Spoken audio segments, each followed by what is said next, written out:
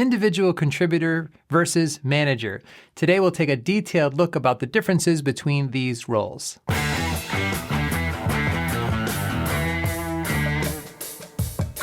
So we will contrast the role of individual contributor and manager. And I'm actually going to talk in detail about a middle role, a third role too. The position most individual contributors use to advance into actual leadership positions. And by the end, I hope that you'll see some clear steps that you can picture to move forward in your career. So first, let's talk about 6 aspects of being an individual contributor. Number 1, you'll likely have a specific subject that you're expected to be an expert in. You're a subject matter expert, as they say. And this means you're working in an area of strength where you know you add value. You might have a website design background, or IT, or editing. There are endless individual roles that you can play. In many smaller organizations, you might be a solo person who functions essentially as an entire department, like the marketing department. You may also play multiple individual roles.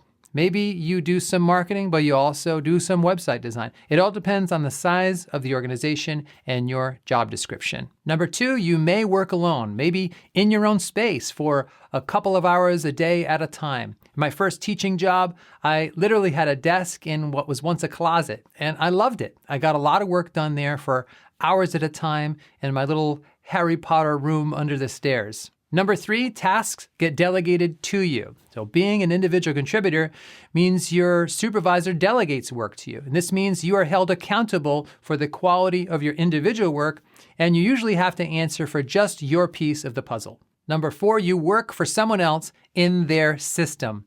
Some people find this comforting. They don't want to be the boss, but it also means you have to fit into whatever system or workflow that is already set up in place, and you may not have much say in how that work gets sent to you. Number 5, you're still expected to work well with others. I know some people would say, I get my work done and that's all that matters. But that is just not true. You have to have good communication skills and relationship skills. This is a big factor that prevents some individual contributors from advancing in their careers. In fact, I have a free resource, a PDF download that explains the 5 essential communication skills that every professional should work on. And I've put a link to that in the description below. Of course, the key item that really clearly distinguishes individual contributors is that they are not anybody's boss. Now that might seem obvious, but there are some confusing job titles out there. Social media manager, account manager. These job titles can be misleading. But even with a title like that, unless you supervise people directly, or at least supervise major aspects of project, and you pull together a team of people, then you're still probably an individual contributor. So being an individual contributor may be a really good fit for you, but people often ask this question, can you be a leader as an individual contributor? And the answer is yes, 100%. But most of that leadership will be leading by example. You lead mainly through your positive influence, and you can have a major impact this way, but you'll have to do it without an official leadership position. Now, there's a middle step here that's neither purely individual contributor or purely manager. Before people get promoted to manager, employees sometimes become what I'll loosely call a project manager. You could call it a project leader, a committee chair.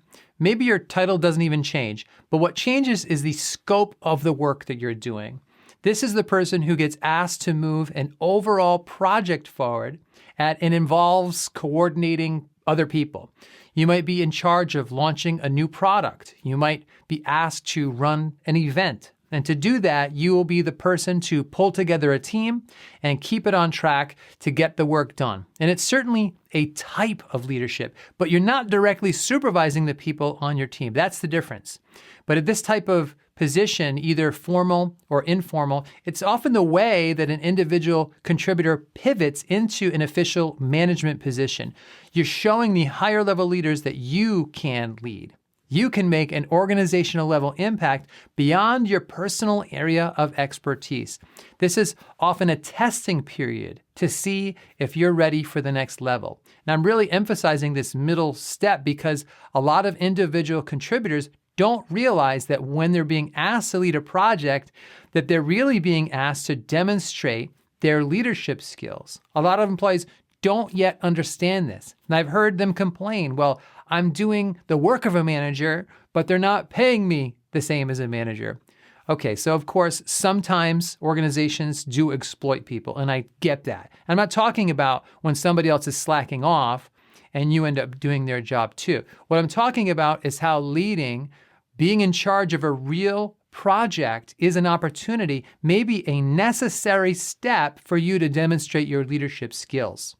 So if you show that you can drive a few projects successfully, you'll be on the top of the list for a promotion when a leadership position comes open. The bottom line is that it's really hard for the leaders to promote you if they have not seen a track record of your leadership. So look for ways to make clear leadership contributions at that middle level, what I will loosely call project manager. Now let's turn to the role of manager and look at 6 key aspects of that. Number 1, you supervise people. You have at least one or more direct reports, employees who work under you, as they say. In one sense, this means that your time is no longer your own, and you're not just going to be telling people what to do and then they go and do it. Nowadays, a supervisor is a teacher, a mentor, a coach, a professional development advocate for everybody you supervise. In fact, you'll be so busy supervising that many managers miss doing the actual work they used to do.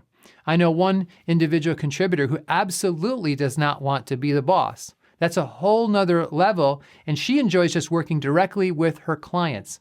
As a manager, you spend most of your time supervising. Number 2, you get to make decisions. It's in your job description. You're granted certain official power and authority to interview, hire, evaluate, promote, or even fire people, or at least do that in collaboration with a department like Human Resources. Now, you might like the idea of that little bit of authority, but as Spider-Man's uncle said, with great power comes great responsibility. So let's talk about accountability. You'll be held accountable as a manager for the overall success or failure of your team, of your people. You are responsible. You get evaluated based upon how everything is going. You cannot pass the buck or blame a subordinate in your department if the team is not meeting its goals. Even if one of your direct reports is acting up, it might not be your fault, but it's your responsibility to fix it. Number 4, you move from being a specialist to a generalist. Managers have to understand a little bit about everything. You have to understand the jobs of the people you're supervising, and you'll be collaborating with managers in other departments, managers like you. As a generalist, you have to speak about the overall concerns of the business, about the cares of the organization. And that means becoming knowledgeable and conversational about lots of areas. Number 5, you'll be spending a lot more time communicating. You'll be running group meetings, standing and presenting, training your people, meeting one-on-one a lot. My wife was just trying to schedule a meeting with her manager, and she could see that her manager's schedule on the screen was completely packed with meetings throughout her entire week. Her manager was going to be leading, or at least be a major contributor to every single one of those meetings. So as a manager, you become the chief communication officer of your department, and it's very likely you didn't go to school or get training for this level of communication. And that's really what this channel is all about, communication skills for leaders, essentially for leaders who didn't get an education in communication. And number 6, you'll be stuck in the middle. You'll have at least 3 internal stakeholder groups to work well with. A, the people you supervise below you, as they say. B, the people above you. And C, the other managers across from you. These other managers of other departments, they don't work for you. And the power dynamic is ambiguous, but you have to work well with them if you want to get anything meaningful done. And it's really challenging to satisfy all 3 of these stakeholder groups. So I see this as a 3-step process, not 2. Individual, contributor, project manager, and then manager. And the best way to move up, you might say, is this middle step as you look for ways to demonstrate your leadership skills and drive projects.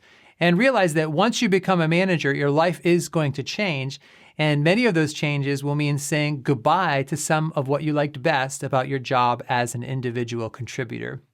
So the question is for you, where do you see yourself in this? Where are you in your career? I look forward to reading your comments below. And again, feel free to take a look at that free PDF downloads on the essential professional communication skills that I mentioned. So thanks, God bless, and I will see you in the next video.